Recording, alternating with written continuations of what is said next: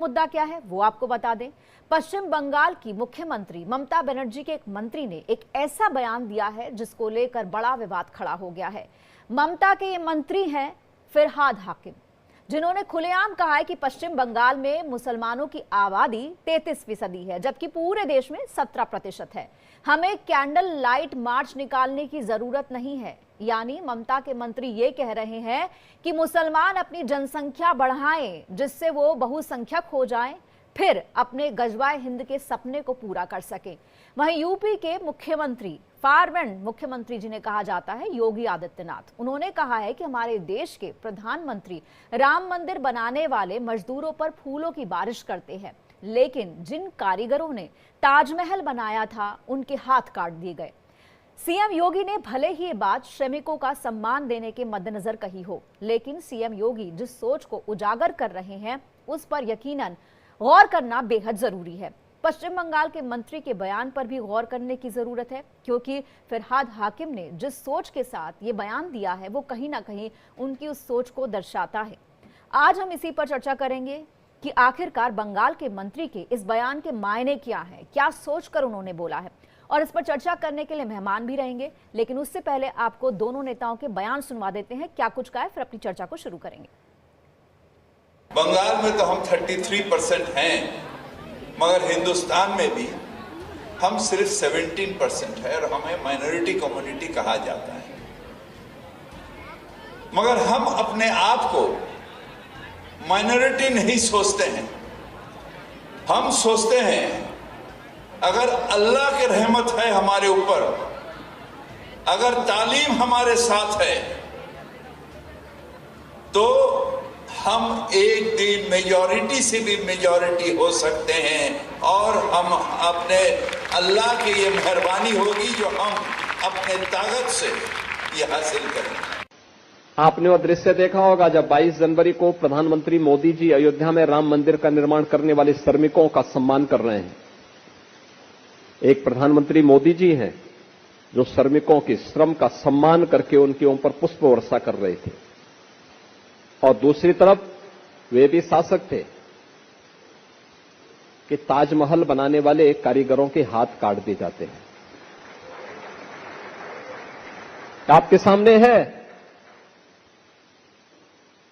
एक आज का भारत है जो अपनी श्रम शक्ति का सम्मान करता है, उन्हें हर प्रकार का संरक्षण देता है, और दूसरा वह भी समय था जब ऐसे श्रमिकों के हाथ काट करके फाइन क्लॉथ की परंपरा को पूरी तरह समाप्त करके उस विरासत को पूरी तरह नष्ट कर दिया गया था। तो आपने सब बयान सुन लिए, लेकिन ममता के मंत्री के जो विवादित बयान है उनसे कुछ सवाल उठते हैं। कौन से सवाल है वो आपको बताते हैं कि मजहबी बयानबाजी मजबूरी है, जरूरी है, इसकी जरूरत क्या है। फिरहाद हाकिम बार बार क्यों देते हैं इस तरह के विवादित बयान। क्या ममता बनर्जी अपने मंत्री पर कोई कार्रवाई करेंगी, क्या वोट बैंक के लिए वो चुप रहेंगी, ये बड़े सवाल अपने आप में हैं। और इसी पर चर्चा करने के लिए हमारे साथ जो है गेस्ट जुड़ गए हैं। आलोक वत्स जी हैं, नेता हैं बीजेपी के, इसके अलावा सोफिया खान है नेता टीएमसी से, और हाजी नाजिम खान है हमारे साथ प्रवक्ता पीस पार्टी से। सबसे पहले सोफिया जी आपके पास आना चाहूंगी। ये सवाल हमने उठाए हैं कि जो बयान दिए गए हैं आपके मंत्री की तरफ से, आपकी पार्टी की मंत्री की तरफ से, क्या सोचकर दिए गए हैं। नमस्कार आप सभी को। देखिए जी, हाँ, सबसे पहले मैं शुरू करना चाहूंगी कि फिरहाद हकीम ने ऐसी कोई बात नहीं की जिसके ऊपर किसी भी तरीके का कोई विवाद खड़ा किया जाए। मैं उसको सबसे पहले मैं ग्राउंड रिपोर्ट बताना चाहूंगी। देखिए, आज यूट्यूब और सोशल मीडिया का जमाना है जहां पर क्लिपिंग को काट काट के डाला जाता है। आगे और पीछे की बातें जो हैं और वो किस तरीके के माहौल में बोला गया है उसको आजकल जो है वो हाइड कर दिया जाता है, ये हम सब जानते हैं जी। वो एक पॉलिटिकल प्रोग्राम नहीं था, आप पता लगा सकती हैं। वो एक एजुकेशनल प्रोग्राम था कोलकाता म्युनिसिपैलिटी का। एक सोफिया जी पहले बताइए, आपने बयान सुना है? आपने बयान सुना है? मैं आ रही हूँ जी। देखिए, वो एक एजुकेशनल प्रोग्राम था। तो फिरहाद हकीम ने माइनॉरिटीज, स्पेशली मुस्लिम जो पिछड़े वर्ग हैं, हम जानते हैं कि एजुकेशन की कमी है मुस्लिम बच्चों में, तो वहां पर जो बच्चे थे, जो स्टूडेंट्स थे, वो ज्यादातर एक स्टूडेंट्स बैठे हुए थे और उनको वो इस तरीके की बातें कर रहे थे। आप बार बार देखिए उसमें लिखा हुआ है हम अपने तालीम से हम अपने तालीम से, वो बार बार ये बात कह रहे हैं, तालीम मतलब एडुकेशन, हम अपने एडुकेशन से हम देखिए वहां पे ये उनके कहने का ये मतलब था कि माइनॉरिटी, हम देखिए इसमें कोई दो राय नहीं है कि आज जो मुसलमान है, जो माइनॉरिटीज हैं, वो अपने ही देश में इनसिक्योर फील करते हैं। वो क्यों करते हैं, देखिए उसके ऊपर मैं नहीं जाऊंगी, लेकिन करते हैं ये, इससे हम दो राय इसमें नहीं है। इनसिक्योरिटी फील करते हैं तो जरा बांग्लादेश देख लीजिए, वहां क्या हाल है। अब पाकिस्तान देख लीजिए, अफगानिस्तान देख लीजिए। अगर हिंदुस्तान में इतनी तकलीफ है तो सब जगह के रास्ते खुले हुए हैं जाने के रास्ते। जिसको तकलीफ हो रही है वो जा सकता है। सोफिया जी, आपने सुना है क्या बयान? लगता है हमसे उनका संपर्क जो है वो नहीं हो पाया है। दोबारा से उनको कनेक्ट करने की कोशिश करेंगे। आलोक जी आप बताइए, आप इसे कैसे देखते हैं? यहाँ पर जो है आप इस बयान को कैसे देखते हैं कि एक तरफ कहा जा रहा है यहाँ पर कि हम पश्चिम बंगाल में 33% हैं, पूरे हिंदुस्तान में 17% है, और अगर भगवान मतलब अल्लाह की तालीम पर हम चलेंगे तो हम जो है बहुमत में आ जाएंगे। कैंडल लाइट मार्च हमको अपनी आवाज उठाने के लिए नहीं करना पड़ेगा। इसे कैसे देखते हैं आप? देखिए, सबसे पहले तो मैं तबला वादक जाकिर हुसैन जी की मृत्यु पर अपना शोक प्रकट करता हूँ। वो देश के एक अद्वितीय तबला वादक थे जी। आज भारत ने एक रत्न खो दिया है। और अब आता हूँ जिस बात को आपने जिक्र किया है, तो इसमें कोई शक नहीं है कि ममता जी वोट बटोरने के लिए अल्पसंख्यकों का, उसमें चाहे बांग्लादेशी हो, रोहिंग्या हो, उनको बटोर कर वो राजनीति करने की जो अपनी पुरानी कोशिश है उसको बरकरार रख रही हैं। उसी क्रम में उनके इस मंत्री ने इस बयान को आगे बढ़ाया है जी। गजवाए हिंद का सपना जो देख रहे हैं लोग जी, उसमें एक ये भी सपना है कि अपनी आबादी को जितना हो सके बढ़ा दो जी।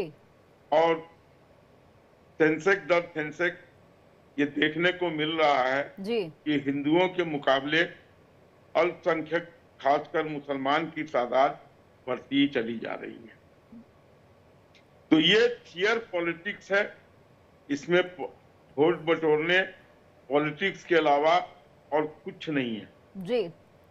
चलिए, यहाँ पर हमारे साथ हाजी साहब भी हैं। हाजी साहब, आप क्या कहेंगे इस पर? आप कैसे देखते हैं? क्योंकि सोफिया जी कह रही हैं कि वो एजुकेशनल प्रोग्राम था, एजुकेशनल प्रोग्राम में आंकड़े बताए जा रहे हैं मुसलमानों के कि पश्चिम बंगाल में कितने हैं, देश में कितने हैं, और हमको कैंडल मार्च करने की जरूरत नहीं है। मतलब मोमबत्ती हाथ में लेकर हमें अपने आवाज को उठाने के लिए मोमबत्ती की जरूरत नहीं है। तो अगर यहाँ पर हम बात करते हैं, लोकतंत्र के अंदर मोमबत्ती उठाकर ही जो है अपनी आवाज कही जाती है। अगर मोमबत्ती नहीं होगी तो फिर क्या होगा हाथ में? ने देखिए, सोफिया जी को एक बात कही थी, मुझे उस पर बड़ी आपत्ति हुई थी। देखिए, पहले मैं अपनी आपत्ति दर्ज कराता हूँ।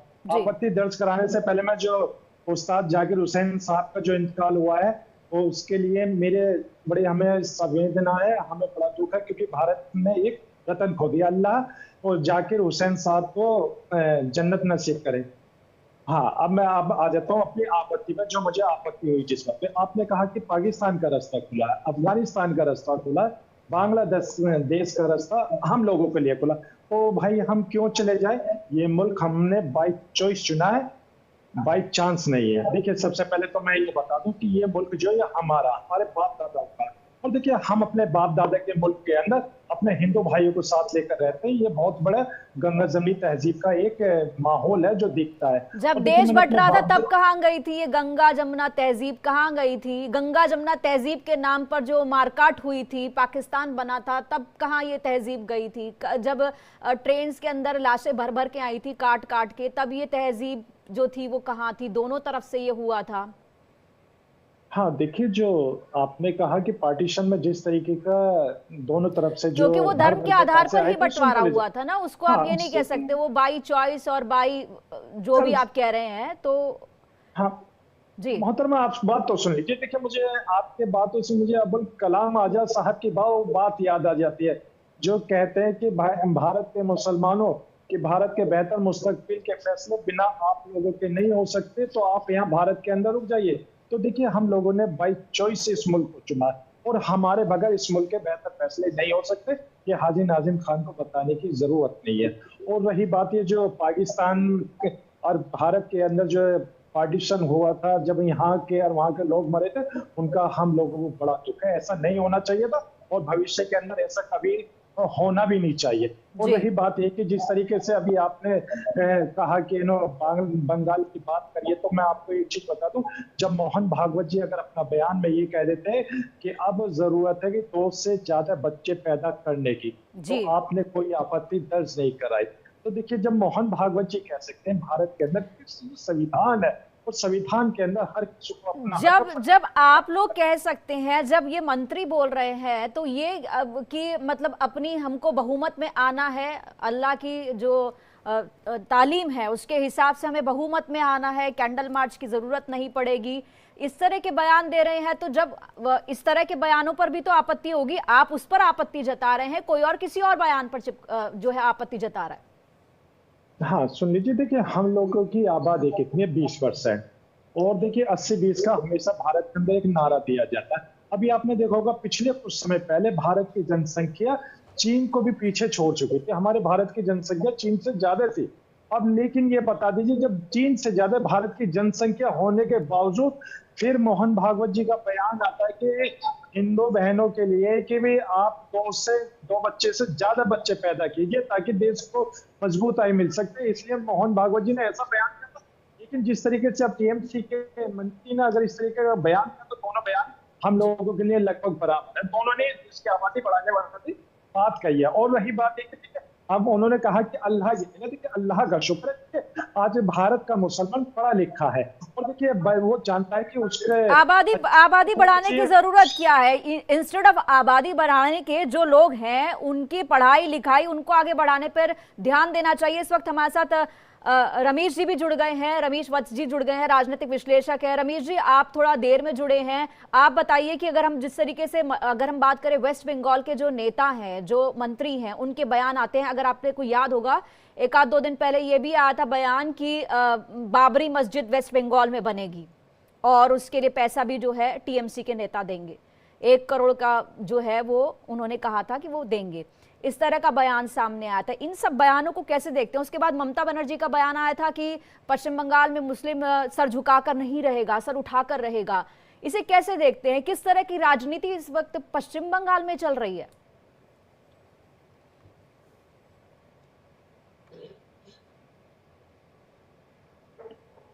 रमनीश जी, आवाज मिल रही है आपको मेरी?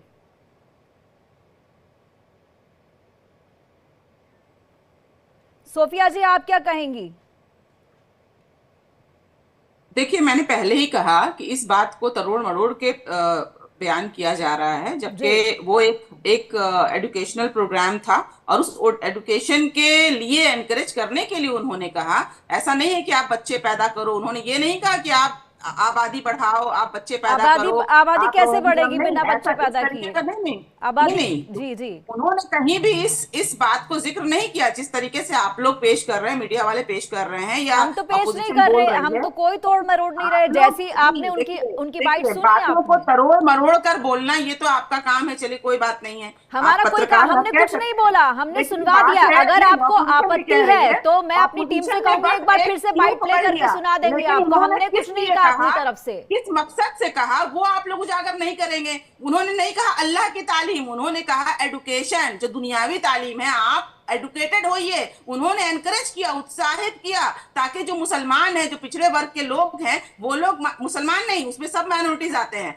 माइनॉरिटीज के लोग हैं जिसमें सिख, क्रिश्चियन, जैन, बौद्ध सब लोग आते हैं, उनको उन्होंने प्रेरित किया। वो यहाँ के मेयर है, ऑनरेबल मेयर है, उन्होंने प्रेरित किया कि आप लोग एडुकेशन पाइए। ये टीएमसी के जो एमएलए है, टीएमसी के एमएलए है हिमायू कबीर, टीएमसी के जो एमएलए है हिमायू कबीर, उन्होंने कहा कि वेस्ट बंगाल में बाबरी मस्जिद बना देंगे। नहीं, एक मिनट सुनिए सोफिया जी, इसमें एक बात और जोड़ रही हूँ ना, एक बात और जोड़ रही हूँ, एक मिनट सुनिए आप। माइनॉरिटी को दब के अपने कोई नहीं दबा रहा, कोई नहीं दबा रहा। दबते कोई कैसे? पश्चिम बंगाल की जो माइनॉरिटी है, पश्चिम बंगाल के माइनॉरिटी से पूछिए कि दबना क्या होता है।